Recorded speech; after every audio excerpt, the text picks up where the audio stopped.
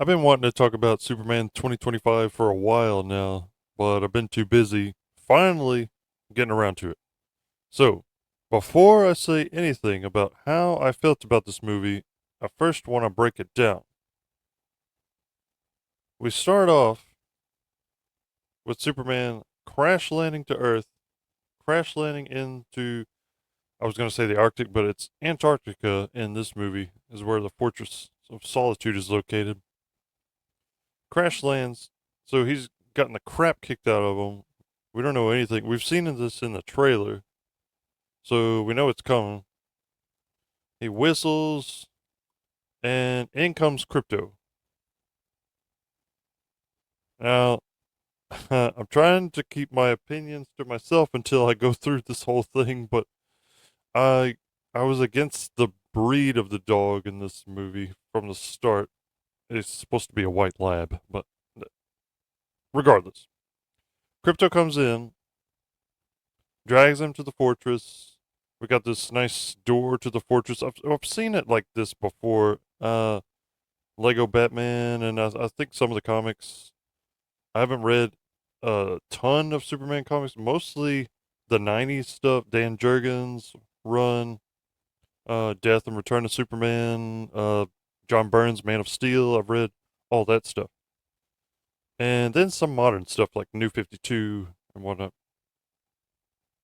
So it's not unheard of for him to have a door like this. Uh, and his DNA, I guess, is what opens the door. It scans his body for his DNA, and that's how he gets in. And that comes up in the plot later on. So Crypto drags him in, and then the robots take care of him. He's got these robots in the fortress that supercharge him with a telescope, that absorbs the sun's energy and reflects it back on him to heal him fast. He's lying there and watching this message from his parents, his Kryptonian parents, Jor-El and Laura, and they're telling him, we love you, son. Be good, all this stuff, and it comforts him. So he's gotten part of a message, but he doesn't have the whole thing, and this is going to be a major plot point that we'll get into later. Now he gets recharged, okay, and then goes back to fight the character he was fighting before that kicked the crap out of him, the Hammer of Baravia. And there's this, okay, so there's this whole story that we haven't seen of Superman going down to this country that's at war with another country and basically putting a stop to it by threatening the leader of Baravia with a cactus. And he's gonna get into an argument with Lois about that uh soon. But for now, okay, he's fighting this guy, and Luthor is controlling him from his, control booth at Luthor Corp. Luthor is telling him, moves to use, tell him like A1, A1, B12, whatever, all these these moves for this Hammer of Baravia to use against Superman in order to best him. Some moves that Luthor, I guess, has studied Superman's moves and knows all his moves, and yeah.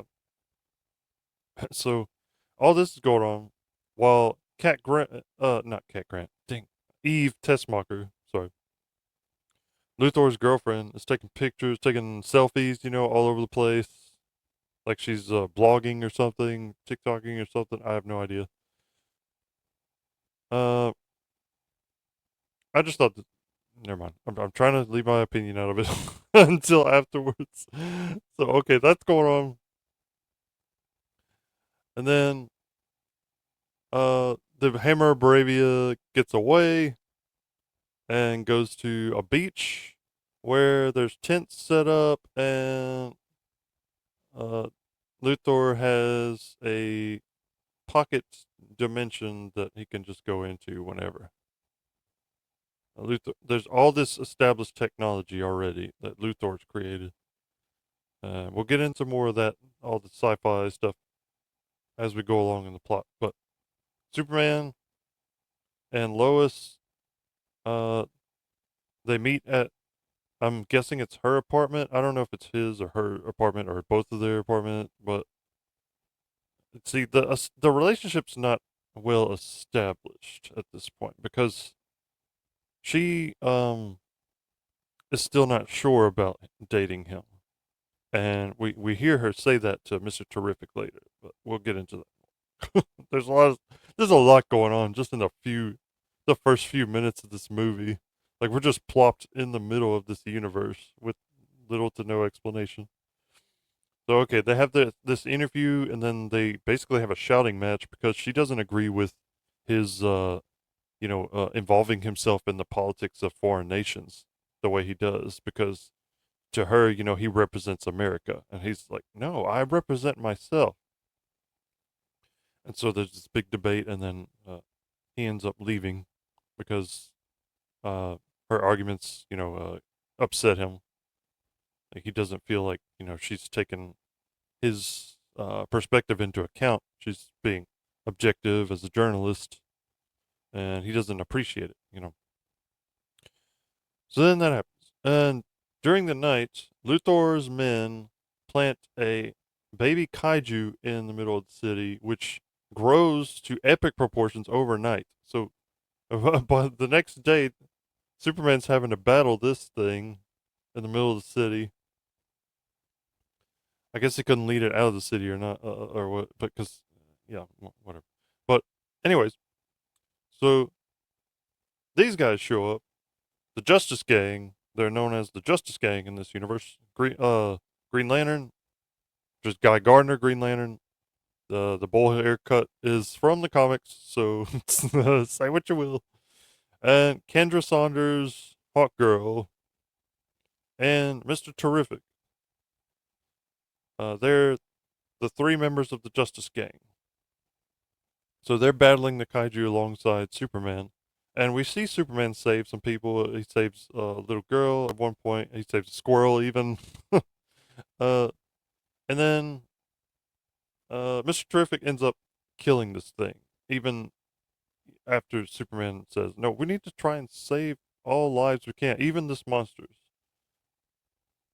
But yeah, Mr. Terrific kills it. While this is going on, Luthor is infiltrating the fortress because he had his henchwoman, the engineer, follow Superman and Krypto to the fortress.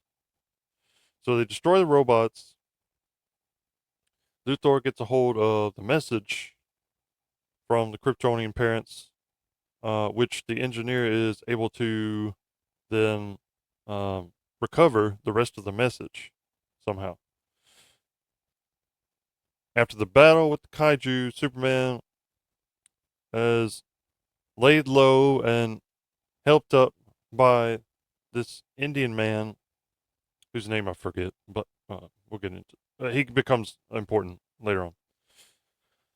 Uh, Lex Luthor broadcasts the rest of the message from the Kryptonian parents, which actually says Superman was sent there to conquer. They're telling him, to rule basically with an iron fist. If anyone doesn't go along with you, eliminate them. And also, we want you to populate the earth with Kryptonians, take as many wives as you can, basically create a harem for yourself. And the public instantaneously turns against him.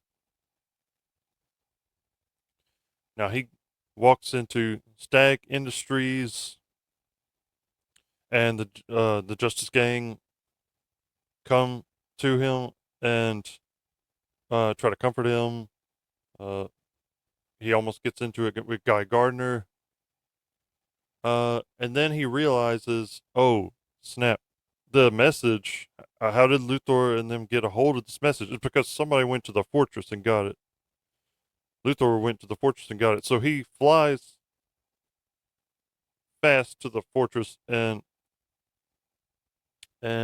immediately sees that all the robots are destroyed and Krypto is gone. So he flies right back and confronts Luthor about crypto. And this is that scene we see where he throws the disc in front of Luthor. He's really angry. And Luthor is, of course, getting all this on video for the public to see. Superman flip out, and there's nothing he can do, really. Luthor is just smugly trying to bait him by saying, like, oh, I don't know anything about your dog. But then under his breath, he says, stupid little dog in a red cape. So then the public's calling on Superman to be arrested, to turn himself in, and he sees there's a little cameo from Peacemaker on the TV saying the same thing, like Superman should turn himself in. He's a criminal. He's a bad guy. He has he has this whole conversation with Lois about it. Like she's saying, "No, you're a good man. I know you are." While this battle is going on in the background between some interdimensional imp, like a imp from the fifth dimension. I was immediately thinking Mixie's Piddalick. The Justice Gang are battling this thing in the background while he's sitting there having a conversation with Lois, and ultimately decides to turn himself in, like it's the right thing to do. So he's arrested by uh Luthor's people, Ultraman, the engineer, and then Rick Flag Sr. is also one of the people that arrests him.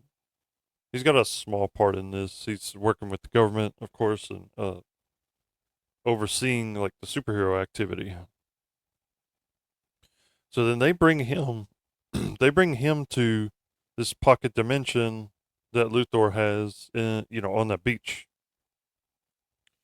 We get some of Luthor's stormtrooper guys. We get a an alien looking creature that apparently I had to Google this.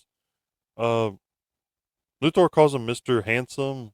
He's some creature that Luthor grew out of a petri dish and now uses as a ferryman in the pocket dimension. So kind of like Charon in the underworld, this guy just ferries people across to their prison, to their prison cells. So in one of these cells, Luthor has captured Metamorpho. Uh, we don't know how he's captured any of these people. He's got loads of people in this prison, including people that he's just pettily captured because they may have said or done something that he didn't like. Like he has ex-girlfriends in here, and, political prisoners and whatnot, metahumans, of course. And so Metamorpho is one of the people he's captured because Metamorpho can transmute himself into anything, basically, like any chemical composition. Like kryptonite is one of the things he could transform himself into, and he transforms his hand into kryptonite in order to keep Superman subdued. And Luthor is interrogating him, trying to find out more about Superman's background, like who raised him on Earth, that sort of thing. What has he been doing for these 30 odd years? When Superman still refuses to, cooperate, Luthor plays Russian roulette with the Indian man from the beginning and shoots him. Like it only takes like two tries, and he shoots him. Even makes a joke like I would have thought it would have taken longer. So cut to Lois going to the Hall of Justice, where the Justice Gang resides, and she enlists when Hawk Girl and Guy Gardner both refuse to help. She enlists the help of Mr. Terrific. He's the only one who decides to go help her rescue Superman. So there's this whole scene of him. Uh, there's this whole scene of him beating up all the people at the beach, all Luthor's people in order to get inside this pocket dimension. And now, while this is going on, Superman is already attempting an escape. He's Metamorphos decide to help him because Luthor has Metamorphos' son, Baby Joe. He's called this mutant little creature. So Superman, Metamorpho, and Little Joe are um already on their way out when Mr. Terrific and Lois get there. They almost get sucked into a black hole, but Superman blows their way out of there. They're very nearly sucked into the hole, but the strength of Superman's breath is so much that he's propelled away from the black hole, and they escape. So they get out. Now afterwards, Superman is back on the farm, and they go to Smallville with his parents. His parents in this are kind of, more the typical hicks. Like his mom doesn't even know how to work a phone. His, but there's a good scene with him and his dad where his dad comforts him, like tells him, it tells you more about you than your parents that you wanted this message to mean, what it did to you. That in order to be a good person, you need to do good, that sort of thing. Now, there's this whole subplot with Jimmy and his ex, Miss Tessmacher, corresponding because Jimmy has, uh, well, he wants information from her about Luthor's, wrongdoings, and she has it. She can bring Luthor down just from all the snapshots she's taken, from all the the from all the misdoings he's been doing. She's been there the whole time, taking snapshots, taking selfies, and for some of them, there's charts, there's maps, there's all kinds of things that she's taking pictures of. Uh, we're meant to believe she did this on accident, but I'm not sure. Anyways, Luthor's grand scheme comes to fruition. He's trying to get half of the country of Baravia's land. He's allied with the leader of Baravia. Um, yeah, it's this plot is too, I think, too complicated for the first movie, and the motivations are unclear sometimes. It's like, okay, whatever. Anyways, Superman uh begins fighting all of Lex Luthor's guards, his stormtroopers, whatever. Bests them pretty easily. Uses heat vision on them. Are these guys dead? Who knows? Uh, then he finds out Ultraman, the strongest of them, is actually a clone of him. So then they fight it out. Him and Crypto take him out. He has help from Crypto. So then that's over with. He goes into they kick him into a black hole when this black hole is like actually threatening to suck out all of Metropolis. There's all kinds of stuff happening in this movie. It's insane.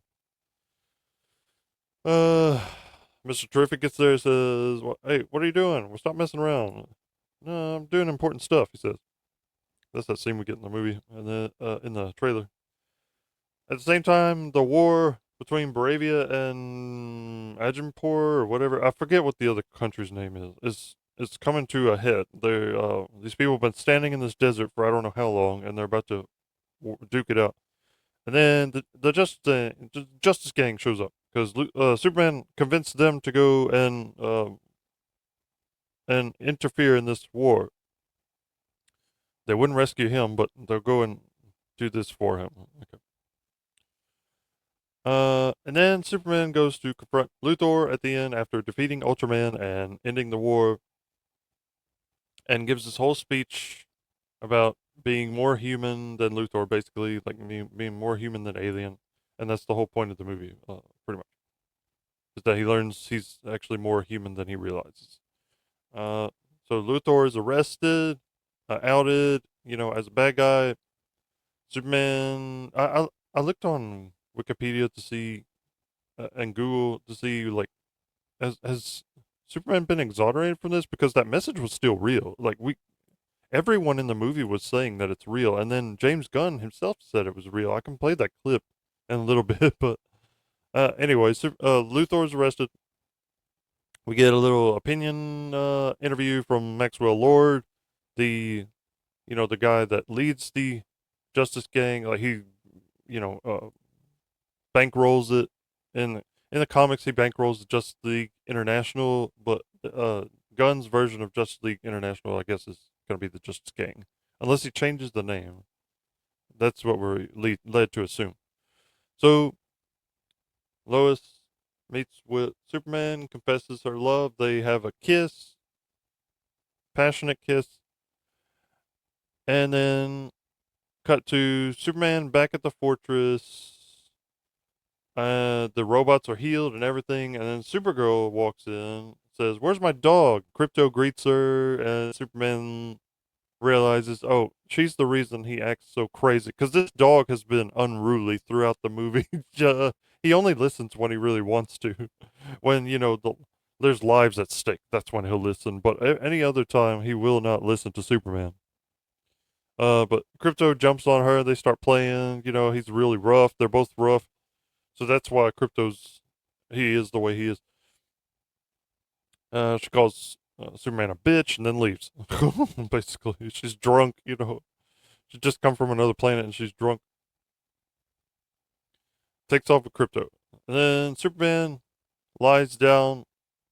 The robots play the video of the Kents for him instead of his Kryptonian parents. They play a video of him with the Kents, and it comforts him. And that's how they end the movie. And then we get an end credit scene where it's just him and Crypto sitting.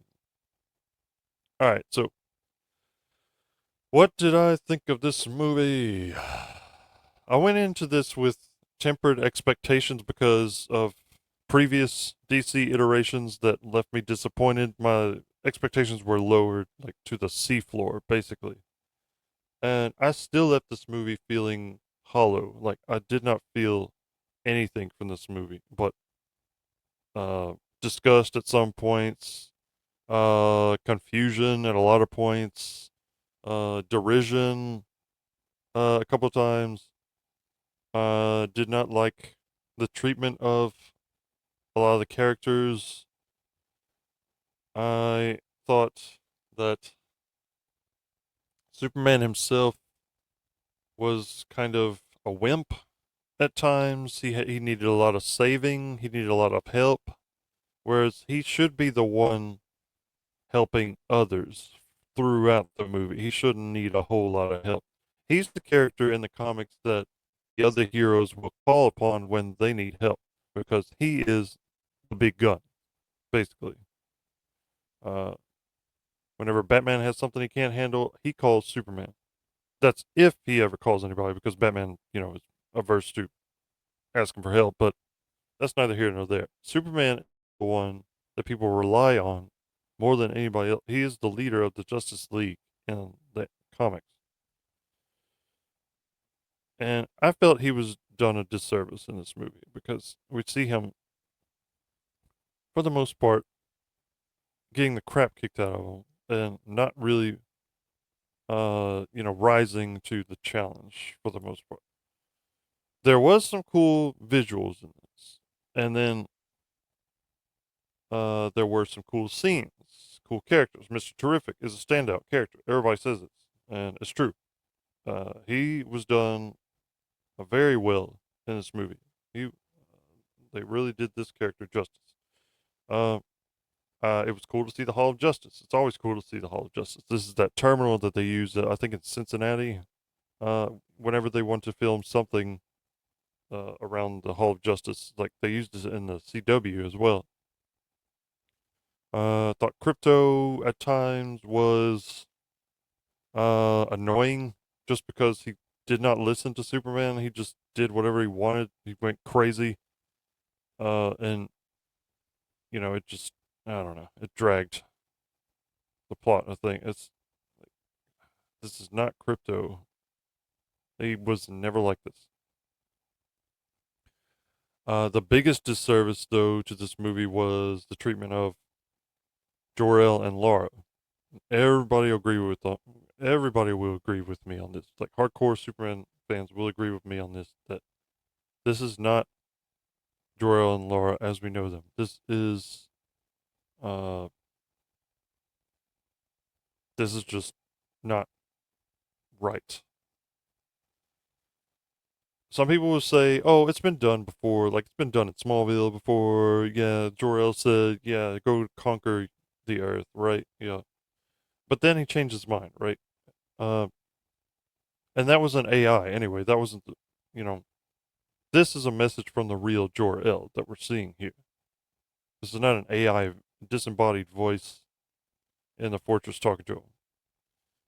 Not a programmed voice. This is the actual Jor-El and Laura telling him to conquer and to kill anyone who gets in his way who doesn't agree, and to take as many wives as he can. Just to I don't want to say the R word, but if they don't want to be his wife, what do you think he's gonna do? According to them, what do you think that he needs to do? Standouts. Um, I mean, the Justice Gang, Guy Gardner, Green Lantern. He was pretty much spot on from the comics. I've read a lot of Green Lantern comics, and he behaves just like this in most of the comics. There is a there's a portion of time where he loses his memory and his personality completely changes, but this is his real personality, though. Hawk Girl, I thought was annoying. Her screaming really jarred me. I was like, "Oh, come on, please! Hawk Girl does not scream like this. Stop." Uh, some things did not make sense. Like the whole Russian roulette scene was just done for shock value. I feel there was no real reason why he needed to do this. He had Superman at his mercy. Like, what information could he possibly glean from him that would, help him in his conquest or what? Like, you have him at your mercy. Just kill him. It felt like, I don't know, a Bond villain thing to do, and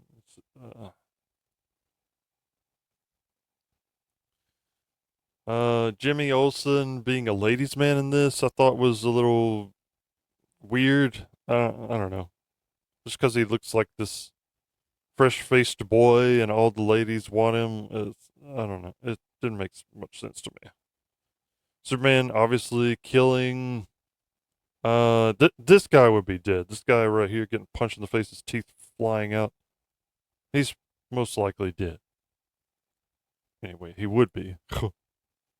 Supergirl being a drunk sorority girl, I do not like. I know they're trying to make her different from Superman, but she's always been her own character, even though her personality is similar to Superman's in some iterations.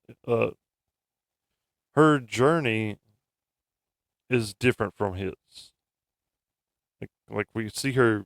If you haven't seen like the animated series stuff, we see her go from just this wide-eyed kid that's she's actually older than Superman, but he ends up tutoring her in superhero biz, and she's underneath him, but she ends up going to the future and joining the Legion of Superheroes and falling in love with Brainiac 5 and all this stuff.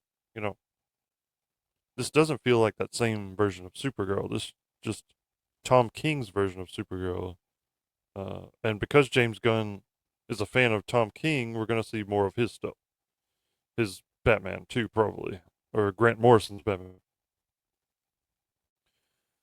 Luthor, I thought Nicholas Holt did a pretty good job as Luthor with what he was given, but I think the script could have been stronger. Could have given him more to work with. because Luthor's motivations are still kept mostly in the dark. I mean, we get it. Like he's jealous of Superman's power, basically. Like that's the main beef that Luthor has with Superman. He's afraid of this alien that could conquer Earth.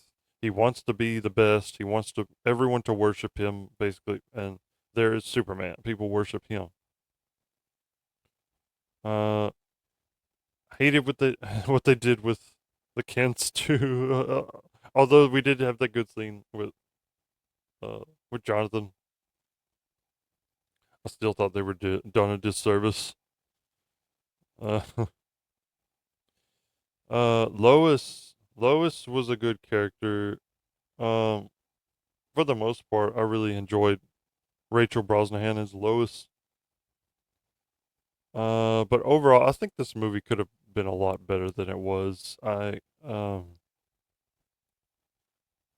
know. We just Superman deserves a better movie than this. He really does.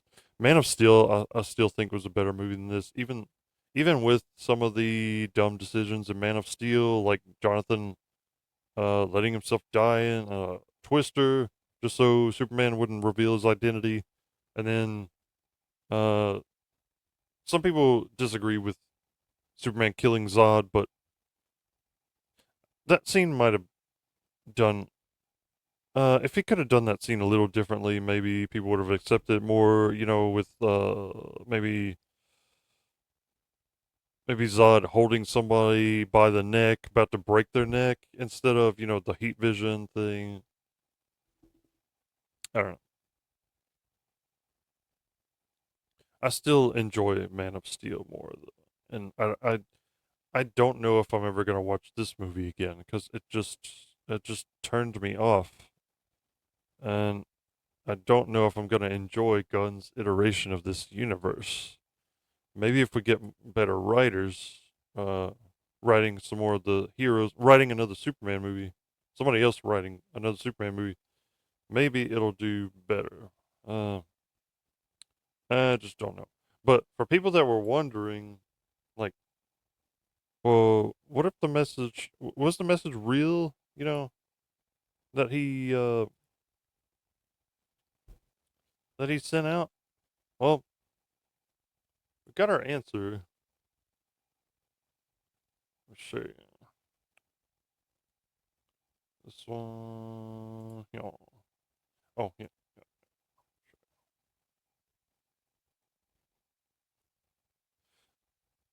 We got our answer to that. Gunn was asked point blank, like by Josh Horowitz. What about The that biggest message? question that people have asked, probably you already, is about Jor-El and Lara's message. Is it real? Has it been doctored? Is that the actual How message? can someone not think it's real? I'm just saying. How can someone? I don't understand. Like we did this. So in the test screens, people were like, "Is it real?" With AI, nobody trusts anything.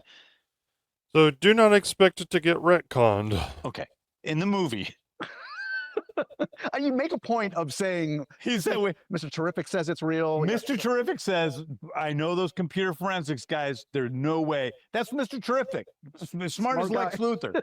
People were saying those guys were probably paid off. But then I have Maury, the Secretary of Defense, say, "I think whatever you think about Luthor, but it's real." And then the clincher is that Gurkos and Lex are walking together. Right. And, Gurkos says, you doctored a message. This is great. And Lex says, it's not a message. It's not doctored. Right. It's real. And who thought his own parents would be the ones to bring him down? Okay. yeah. See, that's the point that I made. Whenever people were arguing about this, like, oh, what if it's a retcon? What if Luthor lied? And it was doctored. Well, the movie goes out of its way, Gunn goes out of his way to tell the audience, no, this is real. This is not doctored. It is 100% authentic. Why would Luthor why would Luthor tell Gurkos that it was real if it wasn't? We just clarified, just for the record. I just want to get it done. Are there implications for this going forward, or have you dealt with this? I mean, do you imagine this being dealt with in future Superman stories. I mean, honestly, I think he deals with it in this story pretty much. I mean, I think So he's saying like, all right, he dealt with it enough in this movie. We're not even going to touch on that again. Probably not. that this story, at the heart of it, is a story about a guy who's doing things he thinks for reasons outside of himself. Yeah. So we haven't even gotten Supergirl's perspective on the whole conquer and and the harem stuff. We haven't gotten her perspective on that. I don't know if we're gonna get that in her movie or not. Comes to realize through the love of a parental figure, his father and mother, that he is not doing things because of someone outside himself. He's Right. doing things because of that's what he believes. It's not an outside. Where does someone get their beliefs? Typically from the guardians, the people closest to them. It doesn't come from nowhere. So he's really been influenced by his human parents, by his adopted parents, Jonathan and Martha Kent. Force telling him what to do or what to think. He's doing, it's not destiny. Right. It's his own choice. Who's to say he wouldn't have become what the L's wanted him to be if he had actually been raised by them and not the Kents? I think that's the whole point of Red Sun. You know, like, what if he had landed in Russia instead of Smallville, Kansas? In America. He'd be a totally different person, probably. It's all about your, not just genetics, but your environment. Anyway, as I was looking at the box office, this is another thing that people were arguing about, no end. And the argument's just gotten ridiculous. It's like, no, this is not done as well as Man of Steel. Like, anyone can see that. The box office for Man of Steel was over this before inflation. Like, after inflation, Man of Steel today made like 900 something million. And then people are going to say, oh, that's because, post COVID, people aren't going to the movies as much. Well, then explain like Minecraft and, all the Spider Man and Deadpool Wolverine. Even F1 did pretty well at the box office. And that movie, I had never even heard of F1 before I heard of that movie. Uh, and and then you have, let's see, let me go back to the beginning of this. Okay, yeah, Weapons is doing pretty well. This Warner Brothers, I think it's a low budget movie about these kids that all have special powers and they get kidnapped. Doing pretty well. And look at what number 2 is this week. Jaws, a 50-year-old movie, made $8 million. Now Superman's down at number 8 at this point, and it's already on, not streaming, but it's on demand. Digital demand, and it's on sale as well. The demand for this movie is not high at all. Like, people saw it and they, I think most of them didn't like it. The people that liked it are the people that, for the most part, are trying to get access to the next Warner movie, the next DC movie, so they continue to, shill for these things in order to keep that access. That's a lot of the YouTubers on here. That's what they're doing. They're trying to run interference for movies that fail. I'm not gonna say this is a flat out failure, but it is a disappointment. I mean, Warner Brothers, was expecting $1 billion for this. They wanted $1 billion. This didn't even make as much as Matt Reeves' Batman movie, which they should be fast tracking that sequel right now because the Penguin blew up. The Penguin was the most popular series when it came out. And it's so good. Like, people want more of Matt Reeves world, I think, than James Gunn's world at this point.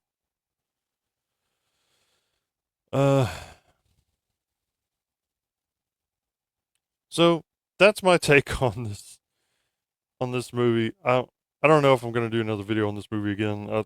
I we'll see what happens when Supergirl comes out. I know it's gonna make less than this just because it's not Superman, it's Supergirl, and fewer people even know who she is, or much less interested. Even putting Lobo in that movie is not gonna move the needle too much because normies don't even know who he is either. Uh, Last time we saw him in live action, I think was on Krypton, the show Krypton. The prequel series. I thought he was a little small. Wanted him to be more bulky, and Jason Momoa could play a great Lobo. Let's be real. I'd want just a movie with him, but not right now. Down the line. See, the James Gunn's problem is that he's starting with the lesser known characters instead of starting with more of the flagship characters like Batman, Wonder Woman, Green Lantern. We have a Green Lantern, but it's not like the traditional Green Lantern. Hal Jordan is the first, like the most well known Green Lantern. Even John Stewart is more well known than Guy Gardner because of Justice League Unlimited. Green Arrow, all right, people know him because of CW and Justice League Unlimited again. People know the Flash. He's one of the most well-known Justice League characters, and we're not even getting him yet. I guess the taste from Ezra Miller's Flash movie is still in Warner Brothers' mouths. They don't want to touch it right now. We've heard James Gunn put out the slate list of movies that were going to come out, and The Authority has already been bumped off of that list. That was one of his first movies, was going to be The Authority, which I had never heard of until he announced it. This is a niche group of characters. And Justice League International, I've been reading and I've been enjoying it for the most part. It does get goofy at times, really goofy, but I still like the character dynamics, and that I think is more suited for Gunn's talents. Is a movie like Justice League International. You'd have Guy Gardner and possibly Batman because he was leading the group at the beginning. Martian Manhunter, of course. I want to see more of him in live action. I just lap up whatever I can get of Martian Manhunter. I love that character. Doctor, I want to see Doctor Fate more too. Pierce Brosnan was amazing as Doctor Fate. Just why don't you just get him back as Doctor Fate? Okay, act like Black Adam never happened and just have him play Doctor Fate in this universe. Maybe. Uh, get somebody else to play Black Adam though. Not The Rock. Metamorpho, we already established him, so go ahead and put him in Justice League International. Uh, Now, this is terrific. That'd be Justice Society. If you did a Justice Society movie, have him in Justice Society. Uh, yeah, I'm such a huge DC fan. I don't want to see it fail, but I think they're going the wrong route with this. Starting with, you know, Creature Commandos, Peacemaker, uh, and Supergirl, and then what are they gonna? Is he gonna decide to do Authority after all if he gets a good script? Clayface, we're getting a Clayface movie before a Batman movie. Come on, Batman Brave and the Bold. We're gonna have the fifth Robin, Damian Wayne, in that. Why? We haven't even established the Batman yet. We haven't even established Robin as a moniker yet in this universe. We haven't seen Robin in live action since, well, Titans did Robin, but not in a movie in a while. That was in the 90s. We saw Robin in a movie. Well, we got a version of Robin, but it wasn't Robin in The Dark Knight Rises. But yeah, Damian Wayne, the worst Robin in my opinion. We're getting him before Dick Grayson, before Tim Drake, before Jason Todd even.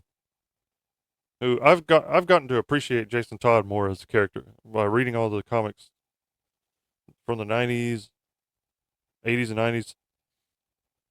And Under the Red Hood I read a while back and loved the animated movie too that was based off of that. I just loved that whole story arc. With Batman realizing, oh crap, he's alive. And he's a villain now. He's got to deal with that. I loved that whole arc. And apparently we're not going to see that now. Not in live action anyway. Then the audience is going to have questions like, where did this kid come from? Where did Damien come from? Oh, well, Talia Al Ghul, Ra's al Ghul's daughter, drugged Bruce and basically raped him and had his kid, this snot-nosed little kid, Damien, that was then trained by the League of Assassins. So he's kind of a butthole. He's a big butthole. An unruly kid. Thinks he knows everything. He's too smart for his own britches. I do not like that character. Do not like that character. And then this Woman of Tomorrow script that we're getting, I don't know if they're following the comic exactly, but I did look into it. It's kind of like a revenge story. She is out for this girl that Supergirl runs into is out for revenge, and she kind of takes her under her wing. It's sort of a True Grit story. People are gonna, compare it to that, where you know how True Grit goes. The girl in the story is out for revenge against the killer who killed her father, and Rooster helps her track him down. But ultimately, she doesn't kill him. Uh, or maybe she does. I don't remember. It's been a while since I've seen that movie. But it's not about revenge. It's about justice, right? I mean, that should be the theme of the movie if we're going with traditional themes here. Hmm? Uh, but I do like this actor. I think David Cornsweet he seems like a good guy, and then he's nerdy too, which I love. I love when actors are really nerdy. He's a big Star Wars fan, and I think he's become a bigger Superman fan from taking on this role, which is good. I like when actors actually do the research and learn about these characters before they play them. Now, the only thing they need to work on is actually pushing back against the bastardization of whatever characters they're playing, because the creators sometimes they think they know better than the ones who came before, Dan Jurgens and whatnot. Those guys actually knew Superman. Siegel and Joe Shuster. I'm trying to think. The ones who wrote Death and Return of Superman, and the ones who wrote, well, John Byrne. Yeah, John Byrne really knew Superman. And some of these guys are still alive. You can use them as resource, but people like Gunn with big egos, they choose not to. They think they know better. And then we get something like this, and it's a disappointment. I just wish we could go back to people actually trying to make a great movie and not just trying to feed their own egos. A great movie that will satisfy not only normies but comic book fans alike. Real comic book fans. And I'm just hoping that Warner Brothers wakes up and tries to do this more in the future. That's all I have to say on this subject for now, but rest assured I will be covering more DC news in the future. Bye for now.